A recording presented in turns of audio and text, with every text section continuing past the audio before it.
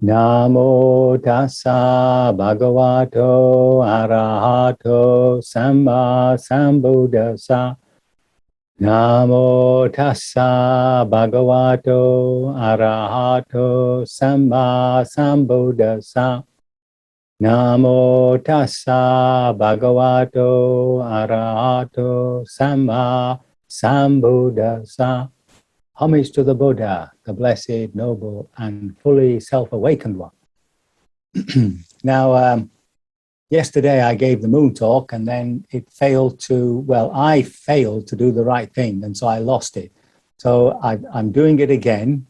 I'll be covering exactly the same ground, but of course it won't be quite the same as you yourself had heard it, or as those on the moon broadcast had heard it. So we're talking about the dependent origination and centering towards the end on this process of desiring. Now, the dependent origination begins with this word avidya, and it's been translated as ignorance, giving it some sort of culpability, like we shouldn't have been ignorant. But no, this is just a plain flat not knowing, didn't know.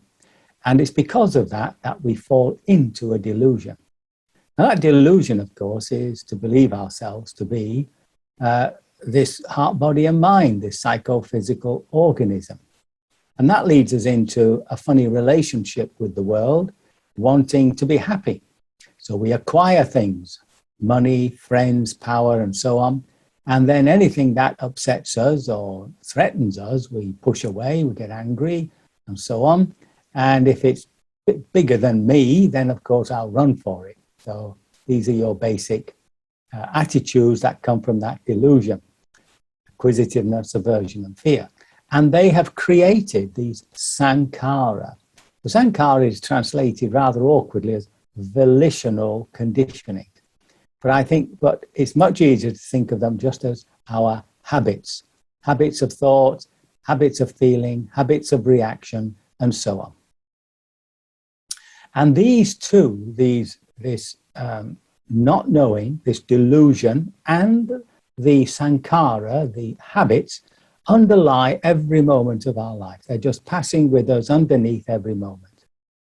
Now, when something moves on the sankhara, it will manifest on that screen of consciousness. And consciousness is described by its 6 bases, the 5 sensual bases, the eye, ear, nose, and so on, and the mind-heart, the inner life of images, thoughts, emotions. And these 5 consciousnesses, whenever there's a stimulus, it'll manifest on that screen. Now then we have, because of that screen, we of course become aware of our body and mind, of our materiality and of our mentality. And it can also be understood as what is subjective, mentality, and what is objective, our physicality. And these psychophysical organism has, of course, these 6 sense bases. And whenever we have a contact, which includes a sense base, some sort of object, and the awareness, the consciousness of it, we have that moment when we become aware of something, conscious of something. Now, that moment is, shall we say, just an experience. But we then put a judgment on it, or we look at it from the point of view of happiness. So obviously, there are some things that make us happy and some things that don't. And that's the point where it becomes Vedana, or feeling, physical feelings, mental feelings. So as soon as these first little sensations come up in our sitting posture, for instance, of pain in the knee or pain in the back or pain in the neck, as soon as they come up, immediately we say, oh, that's pain. Pain meaning don't like. And of course, if it's something pleasant, we suddenly have a lovely, joyous memory, then of course, we label that as something to be enjoyed. It's the point next, which is the problem, how we relate to it. And this is our reactivity. So because we've determined to try to make this life really absolutely happy, whenever something does create happiness, we grasp it, we try to maintain it, we try to make it grow. And when something is unpleasant, we want to push it away, etc. That's the point of this tanha, this translated as craving, but that's too strong. Thirst is not bad, but it's just that reactivity coming from the wrong understanding. Now, at the next point, there's an identity. And this is the point where actually suffering begins, because that's when you say, this is me. I am this pain in the knee. I am depressed. And once that is determined, it's virtually impossible to stop the empowerment of that desire. So if the desire said, take an aspirin, get rid of this headache, and you say, yes, I will take an aspirin to get rid of it, it's virtually impossible to stop reaching out for the aspirin. You may, of course, change your mind in the process, but the reaching out or the movement towards, even the slightest movement, will be very difficult to stop. And then once you've started an action, there'll be a process of the action and the completion of the action, right? Now, that's looking at dependent origination from a present moment-to-moment experience. But of course, it is also explained as a sort of three lives. In the past life, we develop these habits. We come into this life with consciousness, with awareness. We go through this process. We build up, hopefully, better habits, which get us reborn in a better place. And life begins again, birth, death, birth, death. But to us, I think, as well, what can we say, as Westerners, really much more involved in our psychology and all that, then the moment-to-moment or the present moment experience of dependent origination makes much more sense to us.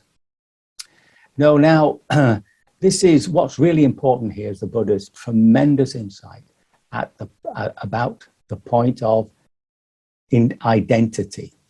So if we take a very simple sentence, which some of you will have heard me often use, one sees ice cream, one makes a contact with ice cream. It's a lovely sunny day, it's very warm, you're out walking, and there it is, the vision, the seeing of the ice cream. And immediately, that brings up a sense of liking. Once you like something, there's a wanting, right? So there's a contact, ice cream. There's like ice cream. There's want ice cream. And then there's I want ice cream. So the I comes in late in the process. I is a sense of identity. This is me. If that weren't so, there wouldn't be an escape. There wouldn't be an escape. It's the fact that it comes at the end of that process that we can now, instead of moving into that identity, actually stop at the point of desire. And when we stop at the point of desire, we can see that process quite clearly. It's a sort of energy that wants to manifest, and it needs our permission, a decision to manifest. And that's what comes after this identity. It's known as bhava, becoming. When we are becoming, we're creating a self all the time, but it's also an action, and therefore there are consequences. And it all reverts back to this desire. Now, we're talking here specifically about unwholesome desire, but it also works for wholesome desires. Now, unlike the Buddha, we have this underlying identity, we have this underlying delusion. And so no matter how we try, there'll always be that sense of self. Now, that doesn't mean to say it somehow destroys the benefit of a good action. Far from it. But there'll always be that sense of me doing something And with it, this underlying little conversation about how wonderful we are, or how we're not so wonderful, or how we've given too much, spent too much, and so on and so forth. Yeah? So now, if we go back to this desire, we have to feel that, okay? So in our meditation, when we're sitting there, as soon as something comes into our attention, on that screen of consciousness, we become aware of it, right? As soon as that happens, the Mahasi technique of labeling is extremely good at making us acknowledge what is happening. So if my mind is wandering, I note wandering, but then I can see that I'm planning something. So I note planning. And when I come back into the body, I can feel the agitation, the excitement of this amazing thing that I'm going to do, saving the world. And if I can stay with that, I'll see that there's a sort of little energy that wants to take me out, take me back into the dream world. And I've got to be aware of that. If there's an iota, a moment of inattention, I'll shoot off again up into la la land. So this whole process is explained by the Buddha in this dependent origination. And this desire has to be felt, it has to be known, it has to be understood, so that when a desire comes and we see it is unwholesome, we've got to hold it there, we've got to stand. We mustn't let it take us, mustn't let it tempt us into an action of thought, word, or deed. And if we fail, that's not a problem. You just note that, yeah, it's still a very strong habit. So, okay, I've got to work with it, which means the next time it arises, being slightly on the ball, just waiting for that energy to dissipate. Now, that energy, remember, doesn't disappear. It's always transforming to its opposite. So where there was selfishness, they'll find generosity. Where there's hatred, you'll find love. And where there's cruelty, you'll find compassion, and so on. So that was our little contemplation yesterday. It was probably slightly better, slightly longer yesterday, but at least we have gone over it again. So it'll be slightly different from what you heard yesterday, but at least we've covered the same area. Now, I think I also said, just to finish off, this moment of desire is actually the only moment of, for want of a better word, free will, right? That's the point where we can actually say no or yes. Otherwise, we would just be automatons. We'd just be, living fatefully. We wouldn't have an ability to guide ourselves. Now, when I say that's the moment of choice, the moment of free will, actually speaking, it's very narrow, because what we want to do is get to a point of liberation from suffering. And the path is ahead of us.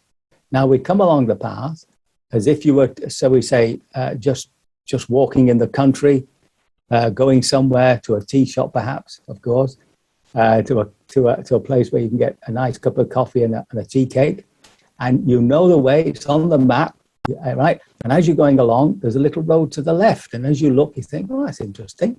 So now you've got a choice, you see. You can either wander up there, wasting time, getting more and more anxious as to whether the tea shop will be closed by the time you get there, and getting all flustered, and you may get lost, you see, even though you've got a map.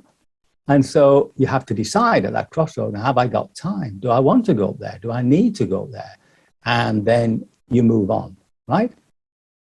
So that moment of choice, when the desire comes up, is the point where we can liberate ourselves, where we can actually make the decisions that will liberate ourselves from this whole process of desire. I can only hope my words have been of some assistance, and they have not caused even further confusion, and that you will, by your devotion to practice, liberate yourself from all suffering sooner rather than later. I hope you like the photo, by the way. That's the center on a very hot, lovely day.